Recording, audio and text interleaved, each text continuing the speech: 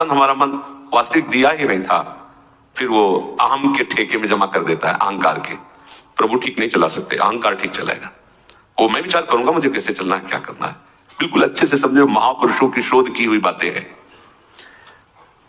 बुद्धि के अभिमान को छोड़कर छोटे बच्चे की तरह हम अपने प्रभु के चरणों में समर्पित हो जाए। अजात पक्षा यू मातरम खगा, जैसे घोंसले में बैठा हुआ पंखहीन चिड़िया का बच्चा केवल मां की तरफ बाट जोता रहता है, ऐसे शरणागत उपासक होता है। प्रभु बहुत ज्ञान विज्ञान ईश्वर महिमा से संपन्न है, पर हमारी चित्त वृत्ति प्रभु के प्रतिकूल पापों का चिंतन मनन करती रहती है। बुरे आचरण, निषेधाचरण, आज्ञा विरुद्ध, यही पापाचरण है।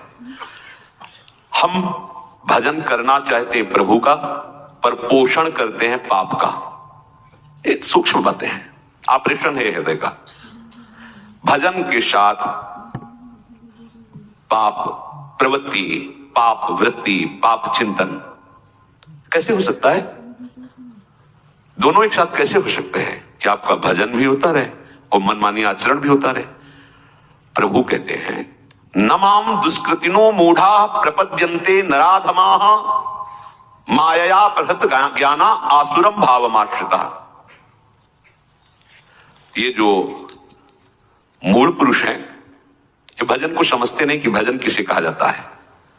ये माया द्वारा हरे हुए ज्ञान वाले, आसुरी स्वभाव वाले, नीच और दूषित कर्म का चिंतन करते हुए उन कर्मों को करने वाले लोग मेरे भजन को नहीं जानते, मेरा भजन नहीं कर सकते। पापवंत कर सहज स्वभाव, भजन मोर दे भाव न काओ। ऐसे लोग यदि कहीं किसी संत महात्मा का आश्रय मिल जाए इनको, और थोड़ी सी श्रद्धा करके उनकी आज्ञा के अनुसार चलने लगे, तो इनका भी परिवर्तन हो जाएगा।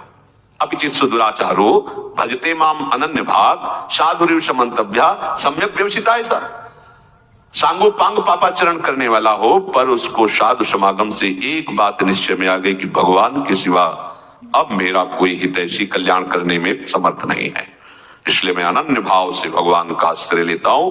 तो प्रभु कह रहे हैं, क्षिप्रम भवति धर्मात्मा शाश्वत शांतिम निगच्छति। उसे मैं बहुत शीघ्र धर्मात्मा बना दूंगा और वो परम शांति को प्राप्त हो जाएगा। तो आपको भूतकाल की चिंता छोड़कर, भविष्य काल की चिंता को छोड़कर वर्तमान के चिंतन को अब सुधारना होगा। मिलावट नहीं चलेगी उसमें। पाप का चिंतन, वासनाओं की भोग का चिंतन, संसार का चिंतन और भजन भी ना से अच्छा है, पर इतने अच्छे में पूरा जीवन व्यतीत कर दो और अनुभव न हो भगवत स्पर्श का और भगवत आनंद का, तो फिर आप ये कहोगे भजन में कोई सुख नहीं है। सुख तो भोगों में ही है, क्योंकि इतने वर्ष करने पर भी हमारी वृत्ति भोग में ही सुख का अनुभव करती है। जो वर्तमान को बिगाड़ता है वो साधक कैसे हो सकता है? वर्तमान को बिगाड़ना, वर्तमान के समय में पापाचरण करना, पाप चिंतन करना, निषिद्ध बातों का चिंतन करना, और माला भी चल रहा है, ठीक बात नहीं है। उस उपासक का भविष्य कैसे सुधर जाएगा जो वर्तमान को नष्ट कर रहा है? इसलिए सर्वतो भावेन आराध्य देव को समर्पण करो। कल्याणकामी उपासक को मंद भजन में नहीं टिकना चाहिए, तीव्र भजन में आना चाहिए। तीव्र भजन, निरंतर नाम जप, पूरा विश्वास, पूरी श्रद्धा, इसी जन्म में मुझे भगवान मिलेंगे, प्रभु मिलेंगे।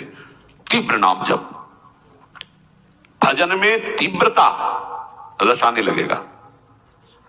अपने इष्ट देव में सर्वोच्च बुद्धि, अपने इष्ट देव में सर्व सामर्थ्यता, अपने इष्ट देव में सर्वलोक महेश्वर का भाव, भजन की तीव्रता, हो गया निर्मल मन। अपने इष्ट देव में सर्व, हमारे प्रिया प्रीतम से बढ़कर कोई नहीं, सर्व सामर्थ्यता, सारी सामर्थ्य इनके चरणों में विराजमान है। सर्वलोक महेश्वर यद्यपि सकल लोक चूड़ामणि, जैसे धरिवंश करत अपनो जस प्रगट अखिल ब्रह्मांडन, क्योंकि अखिल ब्रह्मांडों के स्वामी है। हमारा भाव निर्मल हो जाएगा, शुद्ध हो जाएगा, ये अन्य चिंतन छूट जाएगा। इसलिए मंद भजन से काम नहीं चलेगा। भजन में तीव्रता होनी चाहिए। सच्ची बात सब प्रभु ही है। एक बार पूज्य भाई जी महाराज कहे, एक उपासक ने, सज्जन ने सभा में खड़े होकर कहा कि मुझे कृष्ण दर्शन कराओ। तो जाने आप प्रवचन कर रहे हो, बड़े भक्त हो, कृष्ण दर्शन होते हैं अलग अलग सो। तो भाई हम हाथ जोड़कर कहते मेरे में ताकत नहीं है। पूज्य भाई जी श्री हनुमान प्रसाद पोद्दार जी महाराज,